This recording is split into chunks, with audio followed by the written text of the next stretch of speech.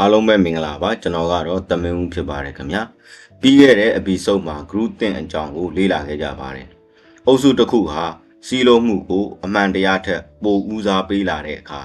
ဆုံးဖြတ်ချက်အမှားတွေဖြစ်လာနိုင်တယ်ဆိုတာနားလည်ခဲ့ကြပါတယ်ဒီနေ့တော့ group သင်ကိုပို့ပြီးအားကောင်းစေတဲ့စိတ်ပိုင်းဆိုင်ရာသဘောတရားတစ်ခုကိုဆက်လက်လေ့လာကြပါမယ်အဲ့ဒါကတော့ authority base ဖြစ်ပါတယ်ကျွန်တော်မိတ်ဆွေအနေနဲ့စိတ်ကူးကြည့်ပါသင်စေးရုံတစ်ခုကိုရောက်နေပါတယ်အခန်းထဲမှာလူ2ယောက်ရှိတယ်တယောက်ကအဖြူရောင်ဆရာဝန်အင်ဂျီဝတ်ထားတယ်နောက်တစ်ယောက်ကတာမန်အဝတ်စာဝတ်ထားတယ်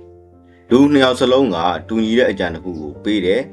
ကျွန်တော်မိတ်ဆွေအနေနဲ့ဘယ်သူစကားကိုယုံမလဲလူအများစုရဲ့အဖြေကအဖြူရောင်အင်ဂျီဝတ်ထားတဲ့သူဖြစ်တတ်ပါတယ်ဒါဟာသူပြောတာမှန်လို့မဟုတ်သေးပါဘူးသူ့ရဲ့ယာရုအဆင့်တန်းသင်္ကေတတွေကြောင့်ဖြစ်နိုင်ပါတယ် authority base ဆိုတာပါလေ authority base ဆိုတာအာဏာရှိတဲ့သူယာရုကြီးတဲ့သူနာမည်ကျော်ကြားတဲ့သူကျွမ်းကျင်သူတို့ယူဆရတဲ့သူပြောတာကိုအထောက်ထားမလုံလောက်သေးခင်မှာပဲပိုယုံကြည်တတ်တဲ့စိတ်ပိုင်းဆိုင်ရာသဘောတရားဖြစ်ပါတယ်ဒီနေရာမှာအရေးကြီးတာတစ်ခုရှိပါတယ် authority base ကကျွမ်းကျင်သူကိုမယုံနဲ့လို့မပြောပါဘူးကျွမ်းကျင်သူကိုလေးစားပါဒါပေမဲ့ evidence ကိုပိုလေးစားပါလို့ပြောတာဖြစ်ပါတယ်ဒီလိုစိတ်ထားဘာကြောင့်ဖြစ်လာတာလဲငယ်စဉ်ကတည်းကကျွန်တော်တို့အားလုံးဟာမိဘစကားနားထောင်ရတယ်ဆရာစကားနားထောင်ရတယ်အကြီးအကဲစကားနားထောင်ရတယ်ဒီလိုသင်ယူလာရင်အုံနောက်က authority ကိုယုံကြည်ခြင်းဆိုတဲ့ shortcut တစ်ခုတိဆောက်လိုက်တယ် shortcut တွေကနေ့စဉ်ဘဝမှာအသုံးဝင်ပါတယ်ဒါပေမဲ့ shortcut ကိုအမြဲတမ်းမဲခွန်းမထုတ်တော့ဘူးဆိုရင်အန်ဒီရဖြစ်လာနိုင်ပါတယ်1960ပြည့်လွန်နှစ်များမှာစိတ်ပညာရှင် Stanley McGrath ကယနေ့ထိအကြော်ကြားဆုံးစမ်းသပ်မှုတစ်ခုကိုပြုလုပ်ခဲ့ပါတယ်စမ်းသပ်မှုမှာပါဝင်သူတွေကိုအဖြေမှားတဲ့လူတစ်ယောက်ကိုလျှက်စစ် shot ပေးတယ်လို့ယုံကြည်စေခဲ့ပါတယ်တကယ်တော့လျှက်စစ် shot မပေးခဲ့ပါဘူးဒါပေမဲ့စမ်းသပ်မှုရဲ့အဓိကမေးခွန်းကသိပ္ပံပညာရှင်ကဆက်လုပ်ပါလို့ပြောရင်လူတွေဘယ်လောက်ထိလိုက်နာမလဲဆိုတာဖြစ်ပါတယ်ရလက်ကလူအများစုဟာကိုယ်တိုင်စိတ်မတက်မတာဖြစ်နေပေမဲ့အာဏာရှိတဲ့သူရဲ့ညွှန်ကြားချက်ကိုလိုက်နာခဲ့ကြပါတယ်ဒီသူသေသနာက authority ရဲ့ဩဇာဟာကျွန်တော်တို့ထင်ထားတာထက်ပိုကြီးနိုင်တယ်ဆိုတာပြသခဲ့ပါတယ် authority base ကိုနေ့စဉ်ဘဝမှာဘယ်လိုတွေ့ရတဲ့လူတစ်ယောက်ကဒါကိုပေါ်မောက်ခတစ်ယောက်ပြောတာလို့ဆိုလိုက်တာနဲ့ကျွန်တော်တို့ယုံကြည်လာတတ်ပါတယ်နာမည်ကြီးသူပြောတာ follower တန်းနဲ့ချီရှိတဲ့သူပြောတာ CEO ပြောတာဆိုရင်လည်းအလားတူဖြစ်တတ်ပါတယ်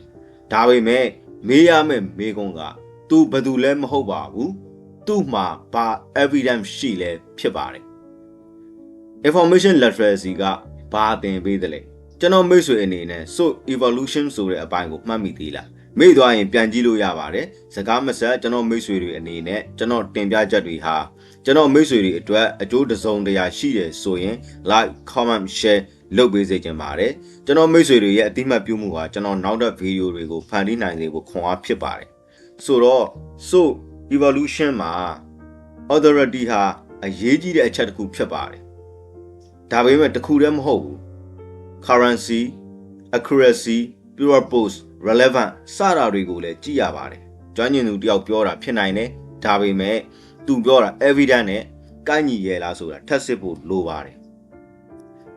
authority နဲ့ expert တွေမတူပါဘူးဒီနေရာမှာအရေးကြီးတဲ့ကွာခြားချက်တစ်ခုရှိပါတယ် authority ရှိတာနဲ့ expert တွေရှိတာမတူပါဘူးဥပမာထူးချွန်တဲ့ခွဲစိတ်ဆရာဝန်တယောက်ဟာစေပညာမှာကျွမ်းကျင်တယ်ဒါပေမဲ့စီးပွားရေးမူဝါဒကိုတော့အလိုတယောက်ကျွမ်းကျင်တယ်လို့မဆိုလိုပါဘူးဒါကြောင့်ဘယ်သူပြောတာလဲဆိုတာတဲ့ဘယ်နယ်ပယ်မှာပြောနေတာလဲဆိုတာကိုပါကြည့်ဖို့လိုပါတယ် authority base ကိုဘယ်လိုရှော့ချမလဲပထမယာရုကိုလေးစားပါဒါပေမဲ့မေးခွန်းထုတ်ဖို့မကြောက်ပါနဲ့ဒုတိယအထောက်ထားကိုအရင်ကြည့်ပါနာမည်ကြီးတာကအမှန်တရားရဲ့အာမခံချက်မဟုတ်ပါဘူးတတိယကိုဒီမေးခွန်းမေးပါဒီစကားကိုတာမန်လူတစ်ယောက်ပြောရင်ငါယုံမလားဒီမေးခွန်းက authority base ကိုတတိထားမိစေပါတယ် episode 9နဲ့ episode 10ကိုချိတ်ဆက်ကြည့်ရအောင်ပါ episode 9မှာ group သင်ကိုလေ့လာခဲ့ပါတယ်ဒီနေ့ episode မှာတော့ group သင်ဖြစ်တဲ့ အုပ်စုတွေမှာ authority base ကပိုပြီးအားကောင်းလာနိုင်တယ်ဆိုတာကျွန်တော်တို့နားလည်ခဲ့ရပါတယ်ခေါင်းဆောင်ရဲ့စကားကိုဘယ်သူမှမေးခွန်းမထုတ်တဲ့အခါအုပ်စုဟာ blind spot တွေကိုမမြင်တော့ပါဘူးဒီနေ့အတွက်ကျွန်တော်မိတ်ဆွေတွေကိုအိမ်ပြန်ယူသွားစေခြင်းနဲ့မေးခွန်းတစ်ခုရှိပါတယ်သင်ယုံကြည်နေတဲ့အချက်လက်တစ်ခုဟာအထောက်ထားကြောင့်ယုံတာလားဒါမှမဟုတ်ပြောတဲ့သူရဲ့နာမည်ယာရုဂုဏ်သတင်းကြောင့်ယုံတာလားကျွမ်းကျင်သူကိုလေးစားပါဒါပေမဲ့အမှန်တရားကိုဘယ်သူထက်မဆိုပိုလေးစားပါ information literacy ဆိုတာ authority ကိုညှင်းပယ်ဖို့မဟုတ်ပါဘူး authority ကို evidence နဲ့အတူစဉ်းစားတတ်ဖို့ဖြစ်ပါတယ် episode 11မှာတော့ emotional manipulation အကြောင်းကိုလေ့လာသွားမှာဖြစ်ပါတယ်တည်င်းကြော်ညာနဲ့နိုင်ငံရေးဆက်သွယ်ရေးတွေမှာစိတ်ခံစားချက်ကိုဘယ်လိုအသုံးချတယ်လဲဆိုတဲ့မေးခွန်းတွေရဲ့အဖြေကိုကျွန်တော်တို့အတူတူနောက်ပိုင်းတွေမှာရှာကြည့်ရအောင်ပါအဆုံးထိနားဆင်ပေးကြတဲ့ကျွန်တော်မိတ်ဆွေတူးချင်းစီတိုင်းကိုကျေးဇူးထူးတင်ရှိပါတယ်ခင်ဗျာနောက်ပိုင်းတွေမှာပြန်လည်ဆုံတွေ့ကြရအောင်ပါခင်ဗျာ